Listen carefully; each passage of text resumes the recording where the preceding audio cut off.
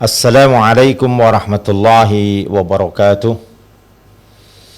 Innal hamdalillah nahmaduhu wa nasta'inuhu wa nastaghfiruh wa na'udzu billahi min shururi anfusina wa min sayyiati a'malina. Man yahdihillahu fala mudilla lahu wa man yudlil fala hadiya lahu. Wa asyhadu an la ilaha illallah wahdahu la syarika lahu wa asyhadu anna Muhammadan abduhu wa rasuluh. Ya ayyuhan nasu ittaqu rabbakumul ladzi khalaqakum min nafsin wahidah wa khalaqa minha zawjaha wa batha minhuma rijalan katsiran wa nisaa'a wattaqullaha alladzi tasaaluna bihi wal arham innallaha kana 'alaikum raqiba. Ya ayyuhalladzina amanu ittaqullaha haqqa tuqatih wa la tamutunna illa wa antum muslimun. Amma ba'd, fa inna asdaqal hadits kitabullah wa khairal hadi hadi Muhammadin sallallahu alaihi wa ala alihi wa sallam wa syarral umuri muhdatsatuha fa inna kulla muhdatsatin bid'ah wa kulla bid'atin dhalalah wa kulla dhalalatin finnar. Ayyuhal ikhwah, kaum muslimin dan keluarga hijrah yang dirahmati oleh Allah Subhanahu wa taala. Pertama tentunya kita senantiasa basahi lisan kita dengan pujian, sanjungan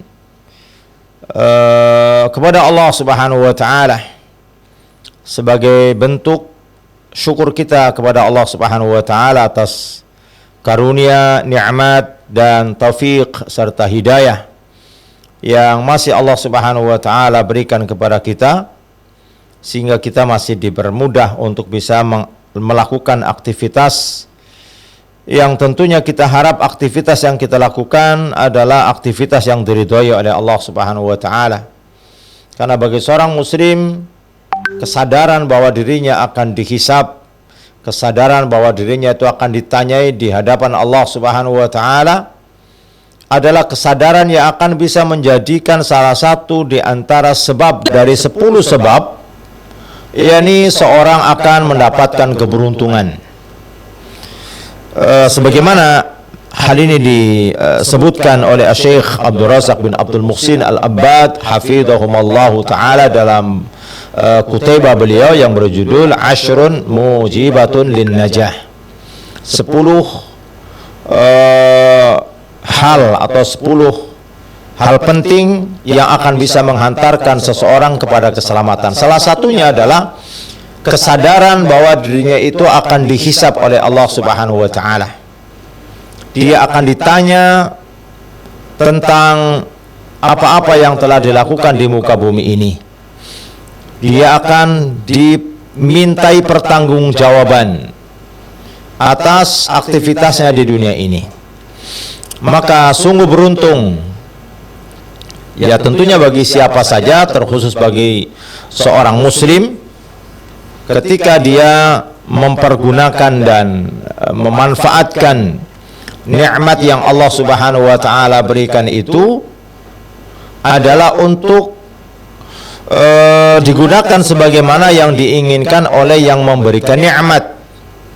Sementara bagi seorang mukmin sangat tahu bahwasanya tidak ada sekecil apapun nikmat yang ia rasakan, baik itu yang terlihat ataupun yang tidak terlihat, maka sesungguhnya itu dari Allah Subhanahu wa taala. Maka kesadaran ini akan bisa menjadikan rem ataupun pengendali saat dirinya yakni digoda ataupun syaitan seolah-olah mendominasinya. Ikhwatul iman rahimani wa rahimakumullah.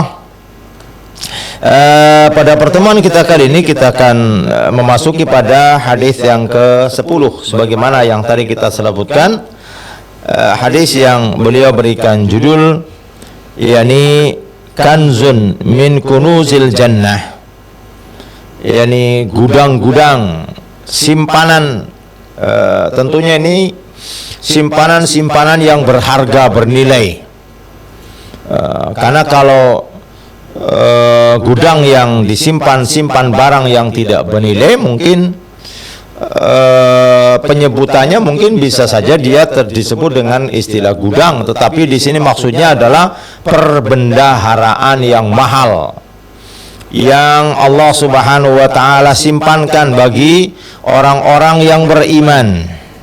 Maka disebutkan min kunuzil jannati, dari simpanan-simpanan perbendaharaan mahal yang hal itu akan disimpan di dalam surga. Saudara yang dirahmati oleh Allah Subhanahu wa taala, Al-Imam Ibnu Hajar Al-Asqalani di dalam menyebutkan hadis ini, beliau menyebutkan langsung hadis dari Abi Musa Al-Asy'ari. Nanti kita akan sebutkan walaupun tidak secara yakni detail tentang Abu Musa Al-Asy'ari, karena memang menjadikan perhatian secara khusus bagi seorang mukmin bahwa mengetahui tentang kehidupan mereka ini bagian dari agama.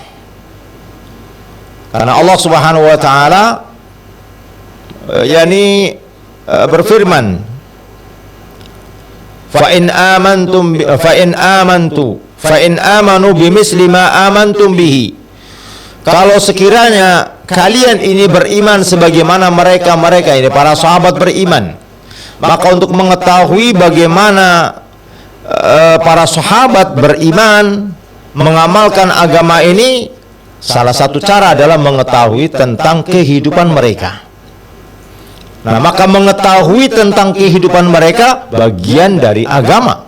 Karena mereka adalah orang-orang yang Allah Subhanahu wa taala melalui lisan Rasulnya yang mulia sallallahu alaihi wasallam sebutkan dengan kalimat yang jelas dan tegas.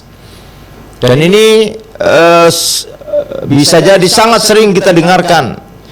Ini khairun nasi qarni thumma alladhina yalunahum thumma alladhina yalunahum. Nah, oleh karena itu insyaallah nanti kita akan sebutkan walaupun tidak secara keseluruhan, namun kita akan mencoba menyebutkan sebagai bagian dari mengambil mencontoh, mengetahui agar memori kita dipenuhkan dengan simpanan-simpanan kehidupan orang-orang yang diridhai oleh Allah Subhanahu wa taala. Baik. Kita akan bacakan dulu hadisnya. Wa an Abi Musa Al-Asy'ari radhiyallahu anhu qala li Rasulullah sallallahu alaihi wasallam, ya Abdullah ibn Qais, ala adulluka ala kanzin min kunuzil jannati la hawla wa la quwwata illa billah, muttafaqun alaih. Zada an-Nasa'i wa la malja'a min Allah illa ilaih. Hadis dari Abi Musa Al-Asy'ari, semoga Allah Subhanahu wa taala meridainya. Dia mengatakan bahwa Rasulullah sallallahu alaihi wasallam bersabda, yakni mengatakan beliau kepadaku, kata beliau. Dia mengatakan, ya Abdullah bin Qais. Nanti kita akan sebutkan, karena di awal tadi disebutkan Abu Musa Al-Asy'ari, tapi kemudian Rasulullah SAW menyebutkan dengan kalimat ya Abdullah bin Qais. Baik. Maukah aku tunjukkan kepadamu, maukah aku ajarkan kepadamu kalimat-kalimat seperti ini? Adalah kalimat menunjukkan kedekatan beliau kepada orang yang akan diajak bicara. Ini mukhatabnya, orang yang diajak bicara. Sebagaimana juga ketika Rasulullah SAW mengajak bicara kepada Ibnu Abbas, hanya dengan kalimat bahkan lebih dekat lagi, ya ghulam. Ini dialog-dialog yang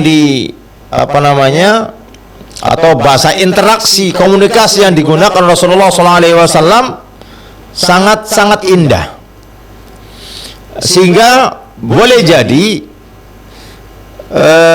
di antara mereka merasakan setiap berhadapan dengan Nabi, maka seolah-olah mereka adalah orang yang paling diperhatikan ketika berhadapan dengan Nabi. Padahal mungkin di sana bukan hanya satu orang, mungkin ada Anas bin Malik, kemudian ada Abu Ayyub Al-Ansari, kemudian ada Abu Musa Al-Asy'ari, kemudian ada sahabat lagi yang lainnya. Tapi mereka ketika berhadapan dengan Nabi, dan Nabi SAW ketika berinteraksi, mereka merasakan pada diri masing-masing itu dia orang yang paling diperhatikan Nabi yang mulia SAW. Dan ini adalah sebuah sebuah komunikasi yang bisa dikatakan sampai hari ini tidak ada orang yang bisa untuk berkomunikasi seindah ini. Karena sehebat-hebatnya seorang guru mengajar muridnya, mungkin paling bisa perhatikan kalau misalnya ada 50 orang, mungkin yang merasa diperhatikan mungkin 1, 2, 3. Ini adalah bentuk keindahan akhlak Nabi yang mulia SAW, yang dengan inilah Allah Subhanahu wa taala memuji beliau. Wa innaka la'ala khuluqin 'adzim. Sesungguhnya engkau Muhammad berada pada akhlak yang mulia. Ikhwani rahimani wa rahimakumullah. Maka Nabi yang mulia SAW ketika mengucapkan kepada Abdullah bin Qais, ia mengatakan, maukah aku tunjukkan kepadamu, maukah aku beritahukan kepadamu, aku arahkan sebuah perbendaharaan dari perbendaharaan surga. Masya Allah, para sahabat ini kalau disebut kata surga itu pada masa itu seolah-olah yang lainnya itu nomor kesekian. Mungkin seorang sahabat yang ketika Nabi yang mulia sallallahu alaihi wasallam memberikan jaminan kepada orang-orang yang ikut di dalam peperangan Uhud, bahkan ada sampai di antara mereka yang sedang mengunyah kurma ketika berita dan terkhabar tentang bagaimana keadaan Nabi sallallahu alaihi wasallam. Bahkan dia mencium aroma surga di bukit Uhud.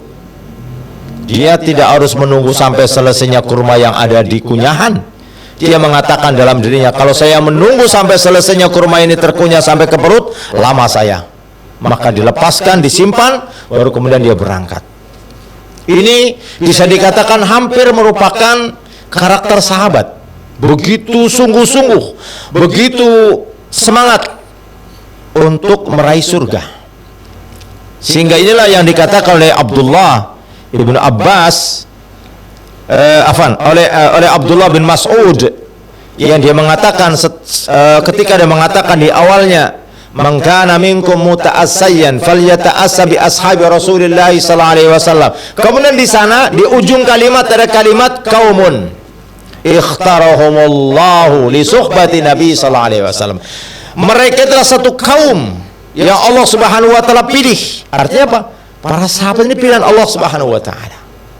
Mereka satu kaum yang Allah Subhanahu wa taala pilih untuk menjadi sahabat Nabi sallallahu alaihi wasallam. Jadi menjadi sahabat itu sebuah kedudukan tersendiri, sebuah keutamaan sendiri. Ikhwani rahimani wa rahimakumullah. Maka Nabi yang mulia sallallahu alaihi wasallam menyebutkan tanpa menunggu jawaban dari Abu Musa Al-Asy'ari, iya atau tidak.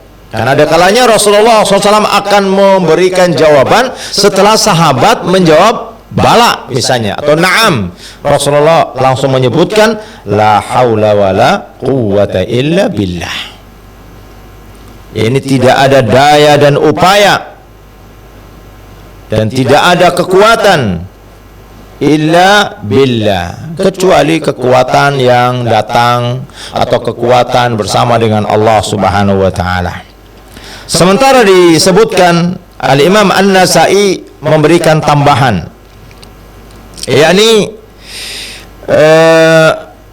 pada kalimat wala malja'a minallahi illa ilaih, dan tidak ada tempat untuk berlindung dari Allah Subhanahu wa taala, dari murka Allah Subhanahu wa taala, dari azab Allah Subhanahu wa taala, illa ilaihi, kecuali seorang itu meminta perlindungan kepada Allah Subhanahu wa taala. Ikhwatul iman rahimani wa rahimakumullah. Baik. Sebelum kita menyebutkan bagaimana penjelasan Syekh Shalih Fauzan bin Abdullah Al-Fauzan hafizahullah taala, sedikit kita mengenal tentang Abu Musa Al-Asy'ari yang merupakan sahabat masuk ke Islam sebelum Nabi SAW hijrah. Padahal beliau sendiri bukan penduduk Mekah dan bukan pula penduduk Madinah. Namun disebutkan bahwasanya beliau adalah berasal dari penduduk Yaman, putra dari Qais bin As'ar. As'ar ini berarti kakeknya, yang dengan inilah sukunya dinisbahkan. As'ar itu artinya ini orang yang di tubuhnya dipenuhi dengan rambut-rambut, bulu-bulu. Baik. Nabi yang mulia sallallahu alaihi wasallam menyebutkan sebuah pujian yang ya kita katakan istimewa. Pujiannya itu begitu istimewa. Apa kata Nabi yang mulia sallallahu alaihi wasallam? Hal ini terjadi pada saat ini tentunya setelah berada di Madinah, karena beliau diberikan kecerdasan pikiran, diberikan kebersihan hati, dan ditambah lagi apa yang Rasulullah katakan. Kata beliau dalam hadis yang diriwayatkan oleh Al-Imam At-Tirmidzi di dalam sunannya,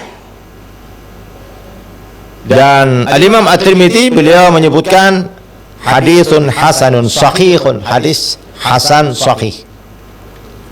Apa kata Rasulullah sallallahu alaihi wasallam? Ya Aba Musa, laqad u'tita mizmaran min mazamiri ali Dawud. Ini Rasulullah mengatakan, ini pujian kepada Musa, Abu Musa. Wahai Abu Musa, sungguh kau telah dikaruniai suatu suara yang indah dari keluarga Daud. Saudara yang dirahmati oleh Allah Subhanahu wa taala, namanya tadi ada Abdullah bin Qais, namun nama kunyanya lebih dikenal di tengah-tengah kaum muslimin atau di buku-buku sejarah. Ini Abu Musa Al-Asy'ari, namanya Abdullah bin Qais. Beliau masuk Islam pada masa Rasulullah SAW masih berdakwah di Mekah. Padahal kita tahu Yaman dengan Mekah itu bukan jarak yang dekat. Kalau masa dahulu perjalanan yang perjalanan yang bisa dikatakan perjalanan cepat itu menggunakan kuda atau unta. Kalau tidak ada itu berarti jalan kaki. Perjalanan dari Yaman ke Mekah. Ini bukan perjalanan yang bisa ditempuh hanya dengan modal semangat saja. Harus ada kekuatan fisik dan harus juga menyiapkan bekal. Dan ketika Abu Musa Al-Asy'ari dia akan pergi ke Mekah ketika itu, bukan ke Mekah karena penasaran bahwasanya ada seorang yang mengaku mendapatkan berita dari langit, bukan. Tapi dia justru datang ke sana untuk beriman. Ini ajibnya. Hari ini kadang ada pengumuman daurah misalnya ya, pengajian gitu. Akan ada pengajian di Masjid A dengan pemateri Ustadz Fulan, kemudian dengan tema disebutkan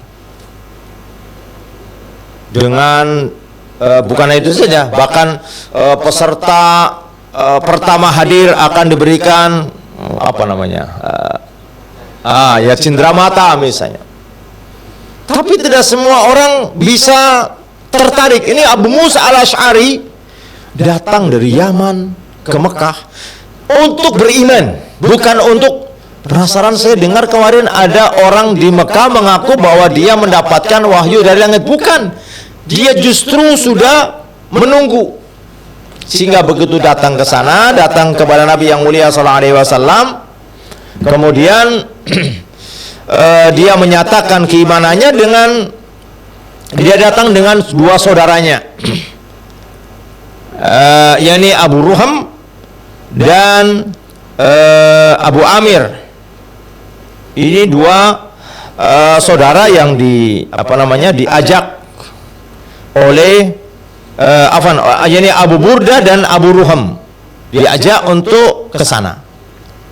Akhirnya setelah mereka bertemu dengan Nabi yang mulia sallallahu alaihi wasallam, bahasa kita dia siap mau disuruh tetap di Mekah dengan resiko tentunya, karena pada masa itu kaum muslimin mendapatkan intimidasi, mendapatkan bukan hanya sekedar cacian, makian, bahkan apa yang terjadi kepada yakni Bilal bin Rabah, Khabbab bin Al-Arat, kemudian juga kepada yakni Fatimah, meskipun Fatimah yang dimaksudkan di sini adalah Fatimah yakni binti Uqbah.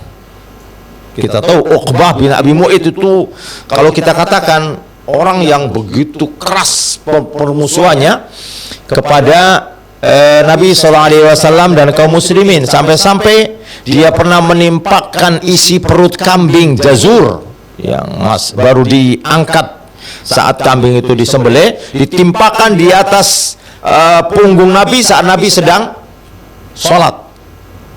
Nah, Fatimah binti Uqbah ini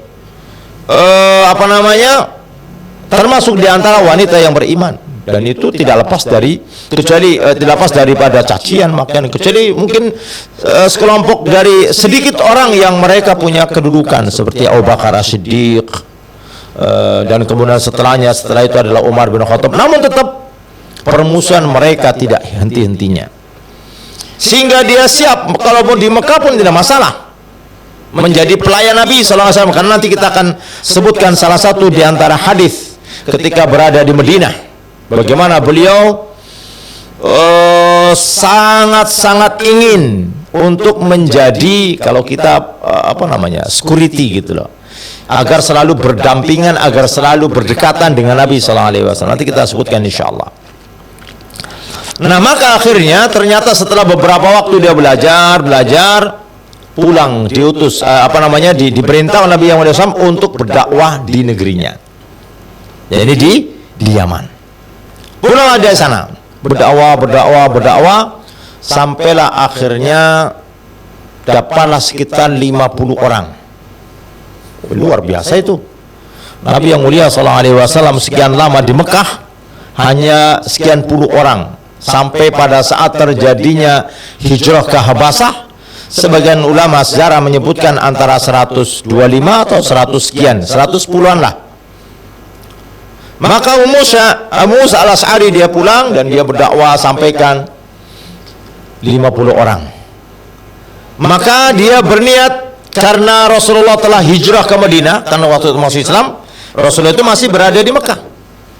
Dia berniat ingin bertemu dengan Nabi yang mulia sallallahu alaihi wasallam. Maka bersama dengan puluhan orang yang tadi itu, sekitar 50 orang, dia pergi ke ke Madinah. Menaiki ketika itu perahu. Ternyata perahunya itu bahasa kita kandas, terdampar. Ternyata terdamparnya di mana? Di Habasah. Kan kalau Yaman ke Mekah ke Madinah itu kan posisinya itu ke arah utara. Ternyata dulu kan kapal itu dikendalikannya bukan seperti mesin sekarang. Dulu pakai layar, jadi kalau angin kencang kemana mungkin nggak bisa mengendalikan, ya itu ikut angin terbawa kemana kapal itu. Pergilah sampai ke Habasah. Ternyata sampai di Habasah ini adalah diperkirakan antara tahun 6 atau tahun 7 Hijriah. Ketika itu bersamaan dengan akan pulangnya kaum muslimin yang sudah hijrah sebelum ini waktu hijrah saat Rasulullah masih berada di Mekah, ini hijrah ke Habasah. Di antaranya di sana Ja'far, ada sahabat-sahabat yang lainnya. Yang sebelumnya juga di sana ada Mus'ab, kemudian ada Utsman bin Mad'un, namun mereka sudah sudah duluan. Nah, tinggallah Ja'far dan rombongannya. Nah, ketemulah mereka. Akhirnya bersama-samalah mereka pulang bersama dengan orang-orang yang hijrah ke Habasah ke Madinah. Nah, sampailah ke Madinah. Ikhwatul iman rahimani wa rahimakumullah. Nabi yang mulia sallallahu alaihi wasallam ternyata memberikan kalau bahasa kita informasi kepada penduduk Madinah. Rasulullah mengatakan, yuqaddimu alaikum ghadan qaumun hum araqqun quluban lil islami minkum. Kata Rasulullah SAW, besok akan datang kepada kalian kaum yang hatinya lembut. Masya Allah, disebutkan berarti kaum yang hatinya lembut, berarti kaumnya Abu Musa al-Asy'ari. Yang dimaksudkan di sini karena yang akan datang adalah dia, ini disebutkan araqun quluban, kaum yang hatinya lembut. Dan kemudian lil islami minkum, dari kalian dalam menerima Islam. Kenapa? 50 orang dia ikut dalam waktu yang tidak begitu lama. Yang ini artinya lembutnya hati, mudah menerima kebenaran, mudah menerima hidayah. Maka ternyata keesok harinya datanglah kabilah Al-Asy'ar, ini Abu Musa al-Asy'ari dan rombongannya. Dan di antara mereka itulah ada Abdullah bin Qais. Dan rombongan itu ada Abu Musa al-Asy'ari. Nah, saat sekelompok dari orang kabilah ini tengah dekat dengan kota Madinah, maka mereka bersyair. Mereka mengungkapkan syair, ghadan nalqa al-aqibbata Muhammadan wa jizyahu. Esok kita bertemu dengan para kekasih Muhammad sallallahu alaihi wasallam dan sahabat-sahabatnya. Mereka rupanya sudah merindukan. Kenapa? Sekian lama setiap kali Abu Musa al-Asy'ari mendakwakan, dia akan menceritakan tentang bagaimana akhlak, bagaimana budi pekerti, bagaimana kejujuran, dan sebutkan apa yang diserukan ini oleh Nabi yang mulia sallallahu alaihi wasallam. Nah, sampainya di Madinah, ini yang sering kita ulang-ulang, mereka itu saling bersalam-salaman. Waktu itu orang Madinah nggak biasa seperti itu. Datang assalamualaikum, dia langsung berjabat tangan, musafahah. Kalau ucapan salam udah biasa, assalamualaikum, assalamualaikum. Tapi musafahah ini bagi mereka ini kayaknya pada masa itu asing. Maka dia salamilah penduduk Madinah, di musafahah, dia berjabat tangan penduduk Madinah. Maka akhirnya inilah kemudian menjadi, kalau bahasa kita ya, direkomendasi oleh Nabi yang mulia sallallahu alaihi wasallam, yang kita tahu menunjukkan bahwasanya budaya yang tidak bertentangan dengan syariat Islam maka dipertahankan. Kalau kita lihat mundur ke belakang, pada saat Nabi yang mulia sallallahu alaihi wasallam akan mengumumkan dakwah secara terang-terangan, setelah turun firman Allah Subhanahu wa taala, fa anzir ashiratakal aqrabin, maka adalah berikan peringatan kepada keluarga dekatmu, yakni orang-orang dari kerabat, dari suku Quraisy secara umum. Kemudian disebutkan dari Bani Fulan, dari Bani Abdiddar, kemudian disebutkan dari Bani Hashim, dan seterusnya. Maka Nabi yang mulia sallallahu alaihi wasallam melihat bahwa penduduk Quraisy ketika itu atau penduduk Mekah ketika itu saat akan memberitahukan berita yang penting, bahasa kita apa, woro-woro, saat memberitahukan berita yang penting, maka mereka akan naik ke sebuah bukit Sofa, di tempat yang tinggi itu, Setelah itu sambil melepaskan baju. Sambil melepaskan baju, kemudian menabur-naburkan pasir di tubuhnya. Kemudian sambil mengucapkan ya sobaha, ya sobaha. Maksudnya ada berita penting, ada berita penting. Nah, kemudian saat Rasulullah SAW akan menjelaskan kepada mereka dakwah secara terang-terangan, Nabi Sallallahu Alaihi Wasallam naik juga bukit Sofa. Kemudian dia mengatakan ya sobaha, ya sobaha, tapi tidak melepaskan baju dan tidak menabur-naburkan pasir. Bismillahirrahmanirrahim.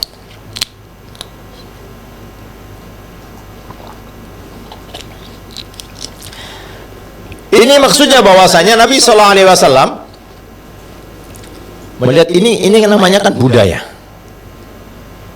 Nah, yang bertentangan ditinggalkan. Apa yang bertentangan? Melepaskan baju, menabur-naburkan pasir, itu nggak Rasulullah lakukan. Tapi naik di atas bukit Sofa dengan suara lantang, ya sobaha, ya sobaha. Maksudnya ada berita penting, ada berita penting. Taib. Maka demikian pula apa yang terjadi kepada Abu Musa al-Ash'ari. Saat Abu Musa al-Ash'ari dengan kaumnya itu begitu ketemu penduduk Madinah, kemudian dia berjabat tangan, akhirnya direkomendasi. Bahkan dalam sebuah hadis disebutkan barang siapa dua orang muslim yang bertemu dan saling berjabat tangan, maka dosa-dosanya akan gugur sebelum tangannya terlepas. Masya Allah. Rahimani wa rahimakumullah. Ini terkait dengan sekilas tentang Abu Musa al-Ash'ari. Dan Anda ingin sebutkan tentang tentang tadi yang kita sebutkan keutamaan Abu Musa al-Ash'ari, di mana beliau sangat ingin, karena pada saat baru datang di Mekah dulu dia sudah siap sedia mau ditempatkan di mana, mau tetap di Mekah atau di tempat lain, dia sudah siap sedia.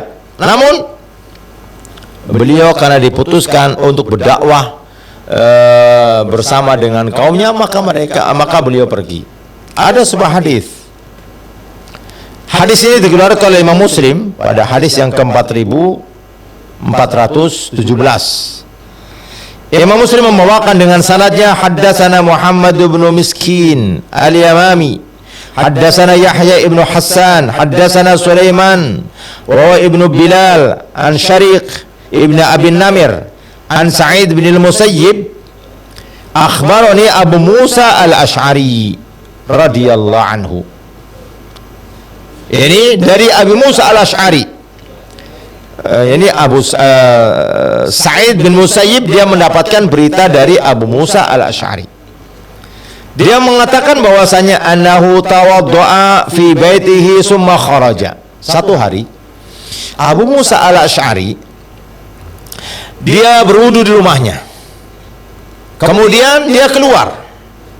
Ini menunjukkan sebagaimana yang tadi Rasulullah SAW sebutkan, bahwasanya dia seorang yang lembut hatinya, mudah menerima kebenaran. Setelah dia tahu tentang keutamaan berwudu, dia senantiasa menjaga wudu, sehingga dia jaga wudunya. Dan dia setelah itu dia pergi, dan dia mengatakan la alzamanna Rasulullah sallallahu alaihi wasallam wa la akunanna ma'ahu yaumi hadha. Dia mengatakan bahwa aku berazam, yakni untuk senantiasa menemani atau berdampingan dengan Nabi sallallahu alaihi wasallam pada hari ini. Dia ingin pada hari itu dia menjadi orang yang mendampingi Nabi sallallahu alaihi wasallam. Qala faja'a al-masjida fasa'ala 'anil Nabi sallallahu alaihi wasallam. Maka Abu Musa al-Ash'ari dia pergi ke masjid, karena memang rumah Rasulullah SAW itu dia semuanya ada di sekitar masjid, baik itu rumahnya Ibunda Aisyah, kemudian rumahnya Hafsah, rumahnya Juwairiyah, itu semuanya ada di sekitar masjid.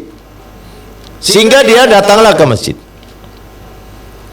Maka kemudian yakni setelah dia mendatanginya, dan kemudian fasa'ala 'an Nabi sallallahu alaihi wasallam, dia bertanya kepada orang-orang yang ada di sekitarnya tentang Nabi sallallahu alaihi wasallam. Faqalu, ternyata mereka mengatakan, apa yang mereka katakan?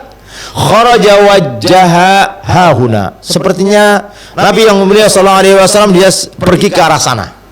Ditunjukkan pergi ke arah sana. Qala, maka kemudian Abu Musa al-Asy'ari mengatakan, fa kharajtu ala atharihi as'alu anhu hatta dakhala bi'ru Aris.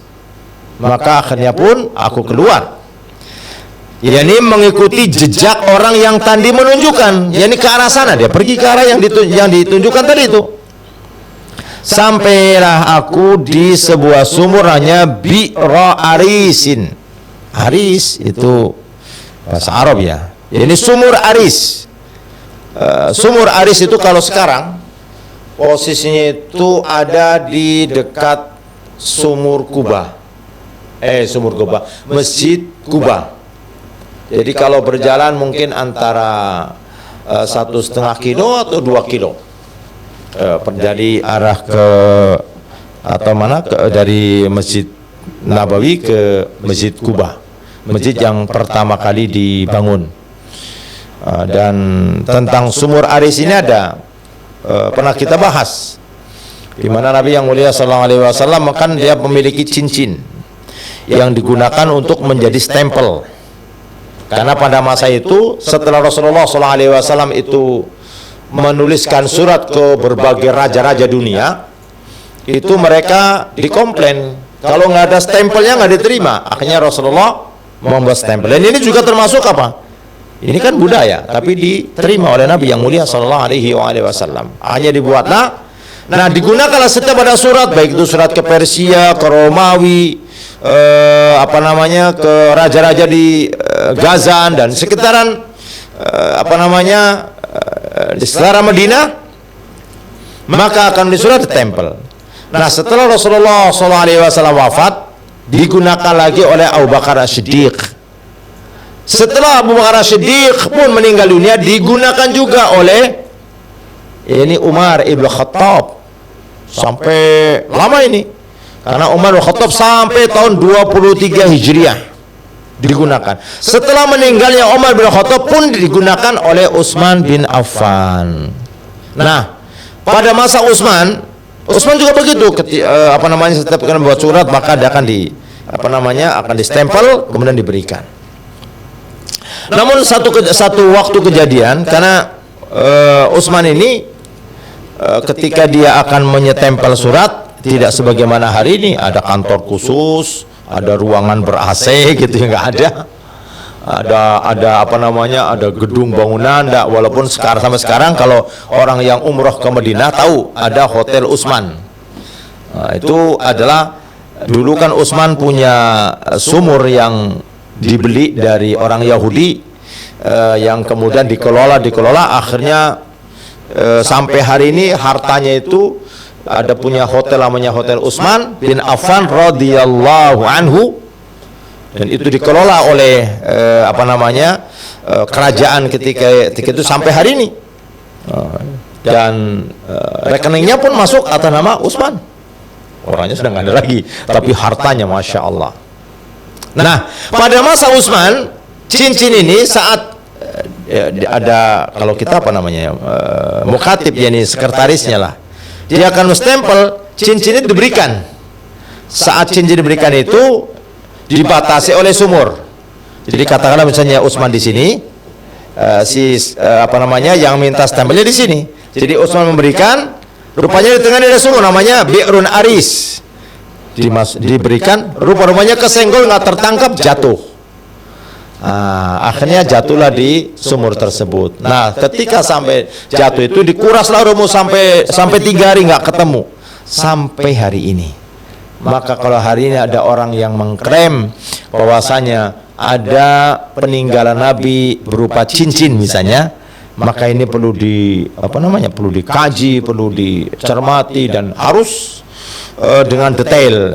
Benar-benar itu adalah karena pada masa di mana Utsman dan para sahabatnya hidup nggak ketemu. 3 hari dikuras sumurnya, digali sampai kering, 3 hari nggak ketemu. Baik.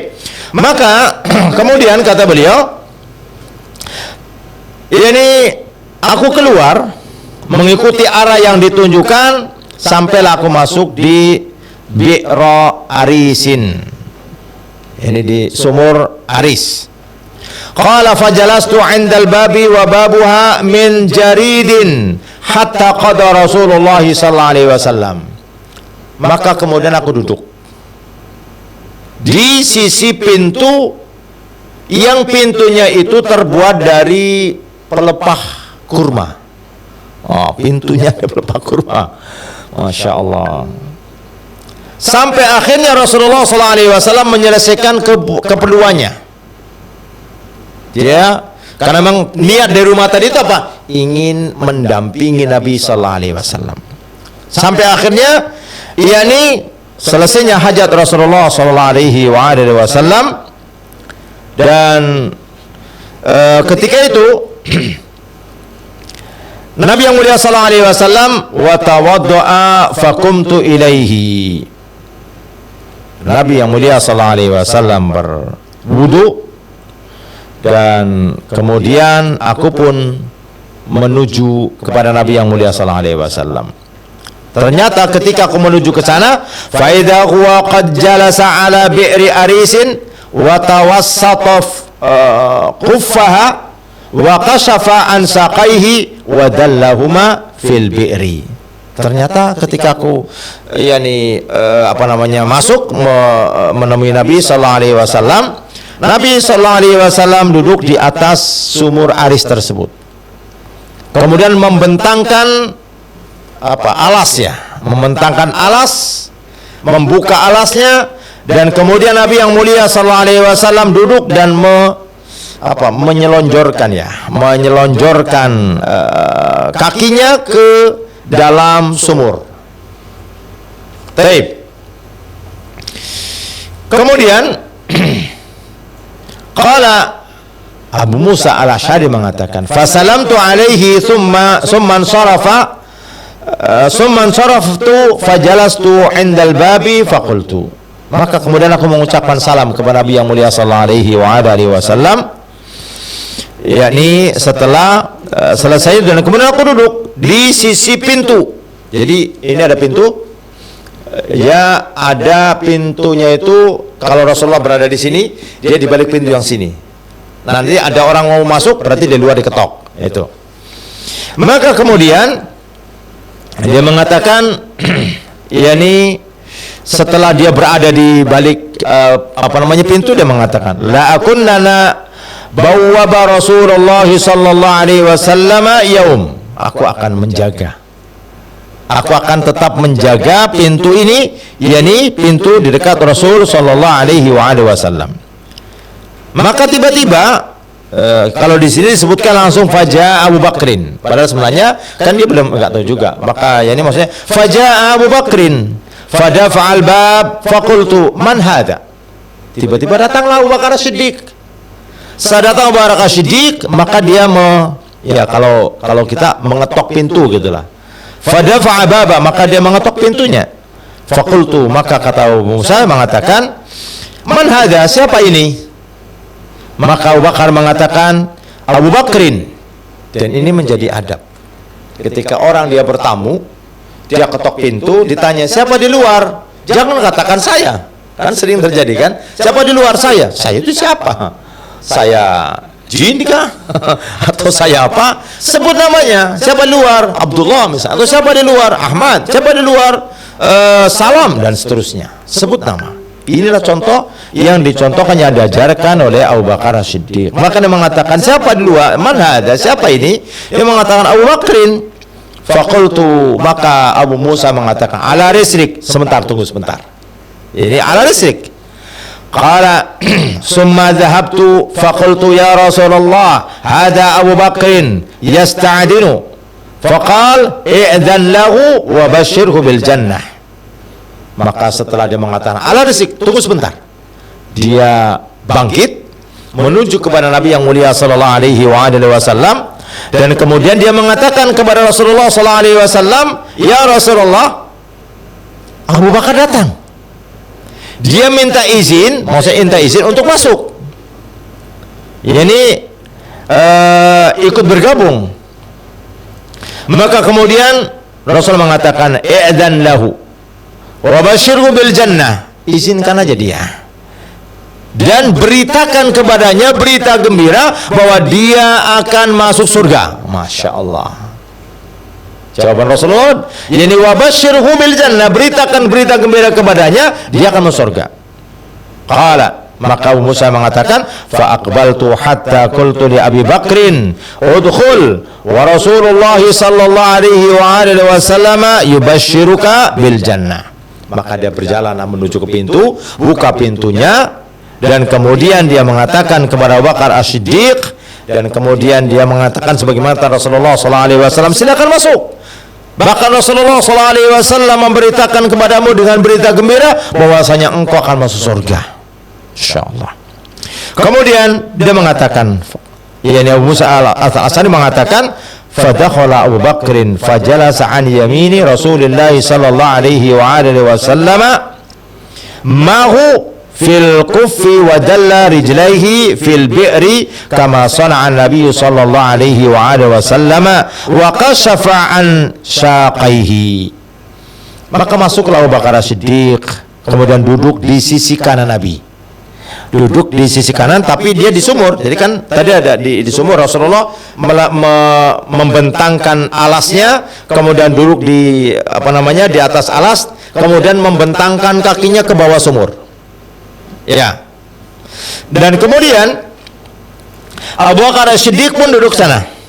Duduk di sisi sebelah kanan, masih di alas. Masih di alas yang dibentangkan oleh Nabi yang mulia sallallahu alaihi wasallam, dan duduk sebagaimana Nabi yang mulia sallallahu alaihi wasallam duduk, yang kemudian dia juga membentangkan atau menelunjurkan kakinya ke sumur aris tadi itu.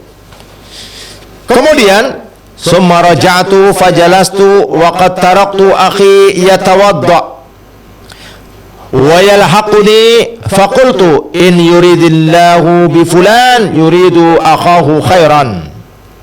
Maka dia baliklah ke tempat di mana tadi duduk. Saat dia balik ke tempat di mana dia duduk, dia dalam hati mengatakan dia, tadi saat aku berwudu di rumah, aku meninggalkan saudaraku. Sekiranya Allah Subhanahu wa taala menghendaki, mudah-mudahanlah dia datang kepadaku.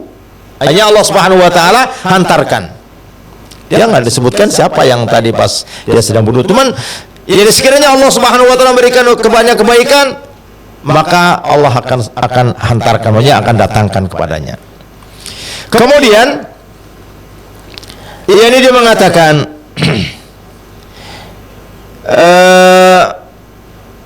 ya'ti bihi faida insanun yuharrikul bab. Saat dia sedang tadi itu tadi waktu saya berwudu, sebenarnya ada saudaraku yang saya tinggalkan, mudah-mudahan kalau menghendaki kebaikan dia akan dipertemukan denganku. Maka kemudian tiba-tiba saja faida insanun yuharrikul bab, tiba-tiba ada seorang yang dia, kalau tadi kan Abu Bakar dia enggak dia hanya sekedar fadafa'a, mengetok lah. Ini enggak menggerak-gerakkan dia. Menggerak-gerakkan pintu, yuharrikul bab. Faqultu, maka aku berkata, man hada? Siapa ini? Faqala Umar bin Khattab. Wah, ini Umar yang datang ini. Kalau tadi Abu Bakar dia hanya sekedar mengetok, ini menggerak-gerakkan pintunya. Dan ini tadi kita katakan, ditanya nggak mengatakan saya, nggak, kadang-kadang kan kita merasa macam nggak kenal suara anak saja gitu kan, enggak. Nah, dia sebutkan ana Umar Khattab. Fakultu, maka Abu Musa Al-Asy'ari mengatakan, ala risrik, tunggu sebentar. Jadi dia menjaga dia, tunggu sebentar. Summa ji'tu ila Rasulillah sallallahu alaihi wasallam fasalamtu alaihi wa qultu hada Umar yasta'dinu. Ya, datang kepada Rasulullah sallallahu alaihi wasallam, kemudian mengucapkan salam, dan kemudian dia mengatakan, ini Umar, dia minta izin untuk masuk. Maka Rasulullah mengatakan, i'dzan lahu wa basyirhu bil jannah, izinkan aja dia masuk, beritahukan bahwasanya dia akan masuk dalam surga. Faji'tu, maka aku balik ke tempat yang tadi itu, tempat di mana dia menunggu di sisi pintu. Dan kemudian aku mengatakan kepada Umar, adina wa yubashshiruka Rasulullah sallallahu alaihi wasallam bil jannah. Nabi yang mulia sallallahu alaihi wasallam mengizinkanmu masuk dan memberitahukan kepadamu berita gembira bahwa engkau akan masuk dalam surga. Kemudian mengatakan fadakhala wa jalasa ma'a Rasulillah sallallahu alaihi wa alihi wasallam fil qaffi an yasarihi. Maka dia masuk, kemudian dia duduk di tepi sisi kiri Nabi sallallahu alaihi wa alihi wasallam, dan kemudian dia melakukan sebagaimana Abu Bakar, ini menunjurkan kakinya. Baik. Maka kemudian summa raja'tu fajalastu, maka aku pun duduk kembali ke tempat tadi kalau sekarang posko gitu ya, ke tempatnya. Faqultu, maka dia mengatakan kembali, in yuridillahu bi fulanin khairan, yakni akhahu ya'ti bihi faja'a insanun. Tadi kan mengatakan kalau tadi saya waktu berwudu ada sebenarnya saudaraku yang aku tinggalkan. Kemudian mengatakan kalau sekiranya Allah Subhanahu wa taala menghendaki, niscaya dia akan dipertemukan di sini. Dia akan datang. Tiba-tiba saja yakni faja'a insanun, datang seorang. Faharraqal bab, dan juga menggerak-gerakkan pintu.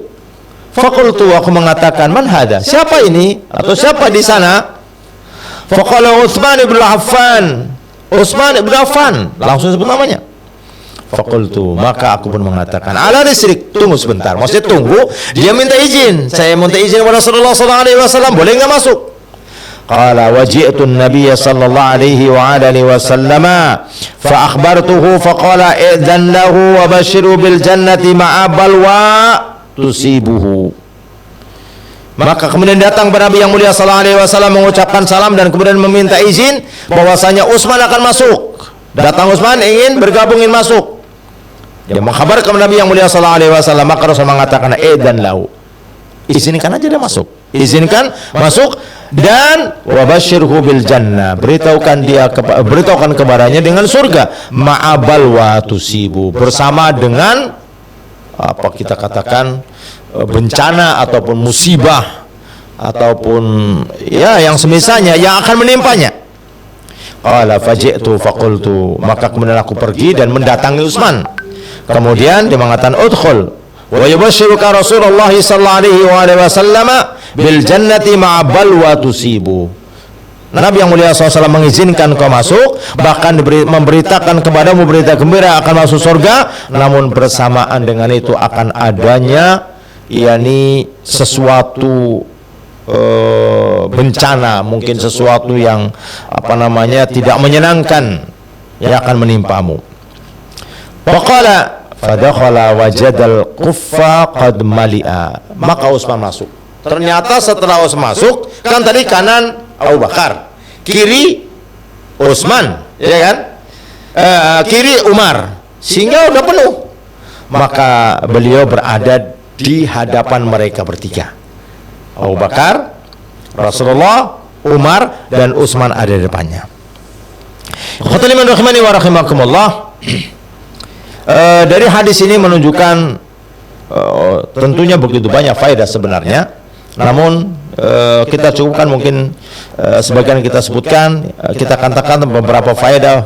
Yang pertama bahwa ini keutamaan Abu Musa al-Asy'ari, pujian Nabi SAW kepadanya. Yang kedua, bagaimana mereka para sahabat begitu merindukan untuk mendapatkan kebaikan agar mereka dimudahkan untuk mendapatkan keridhaan Allah Subhanahu wa taala. Dan yang ketiga, pujian Nabi sallallahu alaihi wasallam sebagaimana hadis yang tadi kita sebutkan, ketika Nabi yang mulia sallallahu alaihi wasallam mengatakan bahwasanya yakni Abu Musa al-Asy'ari disebutkan atita mizmaran min mazamir ali Dawud.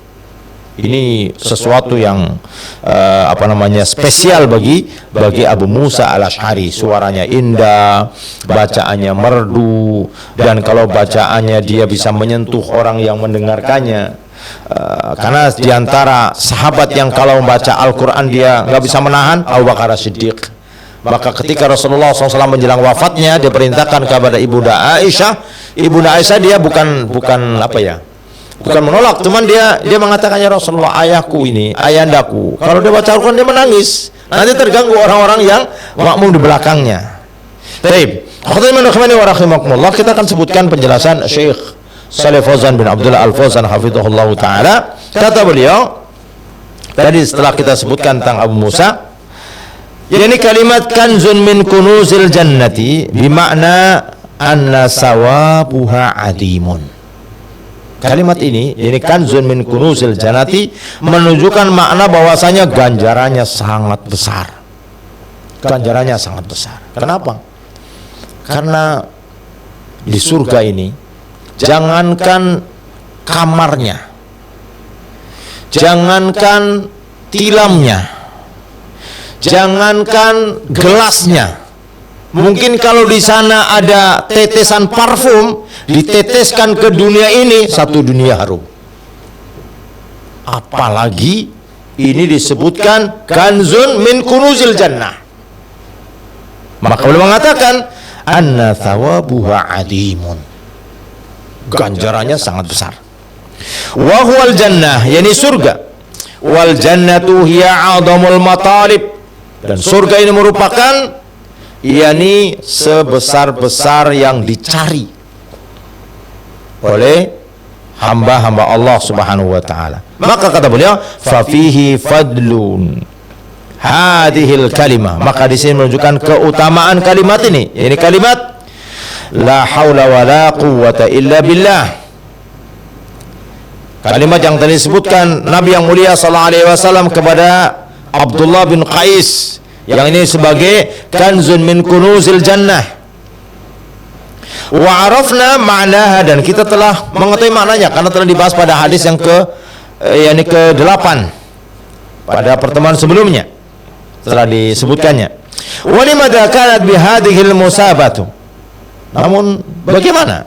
Yani begitu demikian tinggi statusnya. Status kalimat ini sampai dikatakan kanzun min kunuzil jannah. Ini menunjukkan seorang hendaklah dia memperbanyak kalimat ini. Kalau sekiranya kalimat ini disebutkan atau disebutkan pada satu keadaan dengan jumlah tertentu, baca dengan jumlah tersebut. Tapi kalau tidak, baca sebanyak-banyaknya, sebisa mungkin. Kalimat la haula wala quwwata illa billah. La haula wala quwwata illa billah. Kenapa? Ini kalimat menunjukkan kepasrahan, kepatuhan sebagaimana yang beliau katakan di sini. Yani bahwasanya kalimat ini di mana dia memiliki status begitu spesial. Di annaha tadammanu at-tafwidha ila Allah jalla wa ala wa idharul ajzi wal faqri ila Allah. Dikarenakan kalimat ini mengandung kepasrahan, kepatuhan, ketundukan kepada Allah Jalla wa'ala, dan menunjukkan, menampakkan kelemahan dan kefakiran kepada Allah Subhanahu wa ta'ala. Ini keutamaan kemuliaan. Karena berapa banyak hari ini orang yang begitu merendah kepada manusia, begitu begitu menunduk kepada manusia, tapi kepada Allah Subhanahu wa taala dia seolah-olah menjadi orang yang bisa semuanya segalanya sendiri. Yang seharusnya kepada Allah Subhanahu wa taala tunduk setunduk-tunduknya. Kalau perlu saat dia sendirian dia menangis kepada Allah Subhanahu wa taala, mengakui kesalahannya, mengakui dosa-dosanya. Dan ini kalimat la haula wala quwwata illa menunjukkan tidak ada daya dan tidak ada upaya kecuali ketika Allah Subhanahu wa taala yakni memberikannya, membersamainya. Kemudian kata beliau, wa annallaha huwal qawiyyul qadiru ala kulli syai', dan bahwasanya Allah Subhanahu wa taala dialah yang maha kuat, yang maha kuasa, ala kulli syai', atas segala sesuatu. Seluruhnya ada dalam kekuasaan Allah Subhanahu wa taala. Keyakinan seperti ini ketika tertancap dalam diri seorang muslim dengan mendalam, niscaya ini akan makin menenangkan hati. Karena tidak ada yang terlepas dari dirinya kecuali karena Allah Subhanahu wa taala tentu yang akan memberikan hikmah di baliknya, dan tidak ada sesuatu yang akan datang kepada dirinya melainkan itu sesuatu yang telah Allah Subhanahu wa taala tetapkan. Maka saudaraku yang dirahmati oleh Allah Subhanahu wa taala, Maka beliau Syekh Shalih Fauzan bin Abdullah Al-Fauzan beliau mengatakan, "Faya kalimatun azimatun." Ini kalimat yang agung. Wa ya khafifatun 'alal lisan, sahlatun yuraddiduha al-insan. Dia merupakan kalimat yang ringan di lisan, yang akan tentunya akan mudah bagi seorang untuk mengulang-ulang. La haula wala quwata illa billah, la haula wala quwata billah. Wala yaghfulu anha, dan seseorang yang sudah terbiasa tidak akan melalaikan. Yu'awwidul insanu lisanahu bidzikr. Orang yang terbiasa dengan zikir, digunakan waktu-waktunya saat dia berjalan, saat dia menanjak dan baca takbir, saat dia turun baca tasbih, saat dia datar mungkin salah satunya menggunakan la haula wala quwata illa billah, la haula wala quwata illa billah. Khotaiman rahimani wa rahimakumullah. Insyaallah mungkin untuk pertemuan kita di malam hari ini kita cukupkan di sini dulu. Dan insyaallah kita akan lanjutkan di pertemuan mendatang. Semoga Allah Subhanahu wa taala mudahkan. Sallallahu alaihi Muhammadin wa ala alihi wa sahbihi wasallam. Masyaallah, jazakumullah khairan wa barakallahu fikum Ustaz atas penyampaian materi yang sangat bermanfaat pada kesempatan malam hari ini. Yang mana pada kesempatan malam hari ini kita masih dalam pembahasan ini kitab Ithaful Kiram Syarah Kitabul Jami' fil Akhlaqi wal Adab min Bulughil Maram, yakni karya Syekh Shalih Fauzan bin Abdullah Al-Fauzan hafizahullah taala. Yang mana pada kesempatan malam hari ini kita di bab yang kelima, hadis yang ke-10, yakni Kanzun min Kunuzil Jannah, atau simpanan di antara simpanan surga. Dan keluarga hijrah, insyaallah kita akan lanjutkan ke sesi tanya jawab. Dan mohon izin Ustaz, Anda bacakan pertanyaan yang sudah masuk pada kesempatan malam hari ini. Yang pertama datangnya dari Abu Afka di Batam. Assalamualaikum warahmatullahi wabarakatuh Ustaz. Waalaikumsalam warahmatullahi wabarakatuh.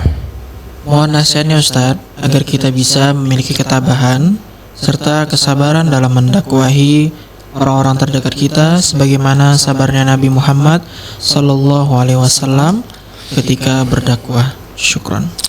Masya Allah, jazakallahu khairan. Pertanyaan dari saudara siapa tadi? Abu Afka Ustaz. Abu Aska. Semoga Allah Subhanahu wa taala senantiasa memberikan kemudahan dalam rangka untuk mendakwahkan apa yang kita yakini itu adalah sebagai sesuatu yang benar, yang tentu akan memberikan faedah dan manfaat. Tentu ini kita katakan Anas sampaikan secara ringkas tentunya ya, karena pertama bahwa asas daripada dakwah adalah dengan ilmu. Itu yang pertama. Asas dari dakwah dengan al-ilmu. Sekecil apapun juga. Di antara bentuk al-ilmu adalah dia mengetahui bahwa yang akan diserukan adalah sebagai sebuah sesuatu yang benar. Karena kalau dia tidak tahu apakah itu benar atau salah kemudian menyerukan, boleh jadi dia akan menyerukan kepada sesuatu yang salah. Itu yang pertama. Asas dakwah adalah dengan al-ilmu. Yang kedua, asas dakwah agar kita ini istiqomah, tidak mudah tidak mudah tergoda. Yang kedua, yakni dengan ikhlas. Dan harus dipahami bahwa dakwah itu bukan memaksa orang, tapi dakwah itu hanya mengajak saja. Sehingga mungkin ada orang yang didakwa itu sampai orang yang mendakwa itu meninggal dunia belum dia bertobat. Tapi setelah yang mendakwa itu meninggal dunia, kemudian lama atau dia bertanya, antum kenal nggak si fulan? Kenal. Lama saya ketemu lo. Antum nggak tahu ya saya meninggal dunia? Inna lillahi wa inna ilaihi rajiun. Dulu dia, Masya Allah, setiap ketemu saya itu dia ingatkan terus agar jaga sholat, agar jangan begini dan seterusnya. Masya Allah. saya tuh kayak kangen sekali pengen ketemu. Kenapa? Apa yang dia katakan benar. Dan semua itu telah saya tinggalkan. Udah mungkin 5 atau 6 bulan yang lalu. Siapa yang tahu seperti ini? Kalau kita tidak ikhlas, ini bahwasanya dakwah itu harus berubah dengan saya, maka ini akan menjadikan kita ini mudah lemah, mudah futur, mudah bosan. Ini orang sudah saya kasih tahu udah 5 kali, 6 kali misalnya, tapi nggak juga. Kenapa? Karena seolah-olah kita ini menjadi hakim bagi dia, seolah kita ini menjadi penentu bagi dia. Enggak, kita ini yang menyampaikan. Sehingga inilah juga yang menjadi tugas para rasul, di mana beliau hanya menyampaikan saja. Itu yang kedua. Yang ketiga, dakwah itu harus dengan lemah lembut. Kenapa? Karena kalau kita tidak lemah lembut, orang akan menolak kebenaran bukan karena kebenaran, tapi boleh jadi karena kita yang kasar. Namun ingat bahwasanya dengan lemah lembut tidak menjadi jaminan bahwa orang itu pasti akan mengikuti kebenaran. Enggak. Kenapa? Kalau kita tanya, siapa orang yang paling lemah lembut dalam dakwah? Nabi SAW. Apakah semua penduduk Quraisy mereka ikut kepada Nabi SAW saat berada di Mekah? Enggak. Bahkan disebutkan hanya sekitar 100 sekian saja. Tapi ini konsep bahwa dakwah harus dengan lemah lembut. Ya, lemah lembut maknanya ya pilihan kata yang bagus, kemudian mungkin kalau gestur itu beda-beda ya.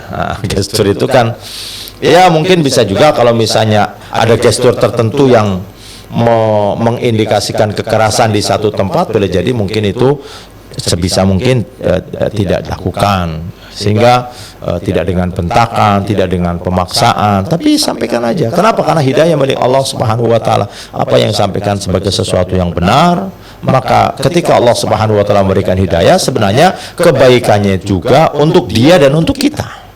Kita mendapatkan pahala atas apa yang kita serukan, dia mendapatkan ganjaran atas apa yang dia dapatkan. Itu yang ketiga, yakni lemah lembut. Yang keempat, maka seseorang dia harus berusaha supaya dia terus istiqomah, tahu bahwa karakter mad'u itu tidak sama. Ada orang yang memang sedang mencari kebenaran. Nah, orang yang sedang mencari kebenaran boleh jadi menentang dia. Tapi setelah kebenaran tahu, oh dia boleh jadi menjadi orang yang pertama. Kalau bahasa kita apa? Pioner. Jadi orang yang paling depan dalam membela kebenaran. Ini ada orang yang pertama. Maka orang yang seperti ini di Al-Quran disebutkan ud'u ila sabili rabbika bil hikmah.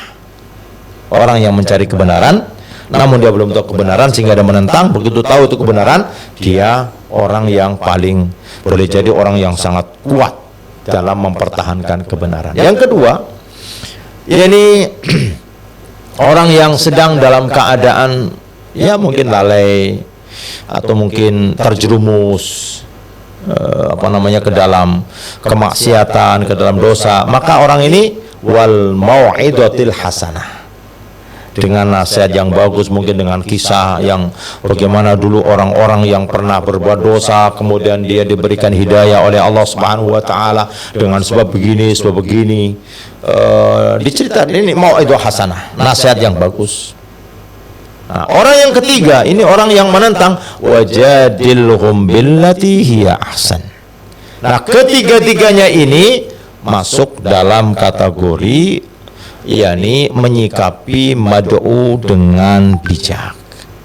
Nah, ini yang keberapa? Yang keempat ya. Yakni kita harus memahami bahwa orang yang diajak kepada kebenaran dia tidak dalam satu tipe. Sehingga ketika kita mengetahui tipe orang yang berbeda, tentu kita akan menyikapinya dengan cara yang berbeda. Dan ini tentunya dibutuhkan kepada yang pertama tadi, yakni harus belajar dan belajar supaya kita bisa istiqomah. Karena yang akan mengistiqomahkan seseorang setelah rahmat Allah Subhanahu wa taala adalah ilmu. Dia belajar ilmu syar'i supaya dalam rangka tadi itu ikhlas terus terjaga, kemudian dia bisa bersikap dengan cara yang santun, dan kemudian dia bisa memahami kondisi mad'u, bahwasanya mad'u itu di dalam satu tipe dan seterusnya. Dan yang terakhir di kesempatan malam hari ini, karena mungkin waktunya sudah habis ya, yang terakhir adalah jangan lupa kita doakan dia. Doakan dia, sebut namanya kalau perlu, sebagaimana Rasulullah mengatakan mendoakan Umar dan Amr, Allahumma a'izzal Islam bi Umarin. Ya Allah, kuatkan Islam dengan dua Amr, yakni Amr bin Hisham dan Umar bin Khattab. Allah kabulkan siapa? Umar bin Khattab. Jadi itu mungkin beberapa kiat supaya kita bisa tahan, bisa istiqomah, bisa bersabar dalam mengajak dan menyeru kepada kebaikan. Demikian, jazakumullah khairan. Nah, Ustaz, Masya Allah, jazakumullah khairan katsiran atas penjelasan dari pertanyaan yang datang dari Abu Afka yang berasal dari Batam. Semoga bisa memberikan penjelasan bagi yang bertanya dan juga kita yang mendengarkan. Dan pertanyaan tadi merupakan pertanyaan terakhir yang bisa kita bacakan pada kesempatan malam hari ini, Ustaz. Sebelum kita akhiri, mohon sedikit penutup dari Ustaz untuk kajian kita pada malam hari ini. Masya Allah. Bismillah, wassalatu wassalamu ala rasulillah, muba'adu. Khatul iman, kaum muslimin dan keluarga hijrah yang dirahmati oleh Allah subhanahu wa ta'ala. Apa yang dijelaskan oleh Syekh Shalih Fauzan bin Abdullah Al-Fauzan tentu mendorong hati kita untuk terus menjaga lisan kita dengan pujian, sanjungan, bahkan ini spesial, ini kanzun min kunuzil jannah. Maka kita memohon kepada Allah Subhanahu wa taala agar Allah Subhanahu wa taala mudahkan kita, kokohkan hati kita dalam rangka untuk berada di atas jalan yang telah diridhoi oleh Allah Subhanahu wa taala. Allahumma inna nas'alukal huda wat tuqa wal afa wal ghina. Allahumma aslih lana dinana alladhi huwa ismatu amrina, wa aslih lana dunyana allati fiha ma'ashuna, wa aslih lana akhiratana allati ilaiha ma'aduna, waj'al hayata ziyadatan lana fi kulli khairin. Allahumma inna nas'alukal mujibati rahmatika wa azaima maghfiratika was salamata min kulli ithmin wal ghanimata min kulli birrin wal fawza bil jannati wan najata minan nar. Wa sallallahu ala Muhammadin wa ala alihi wa sahbihi wa sallam. Assalamualaikum warahmatullahi wabarakatuh.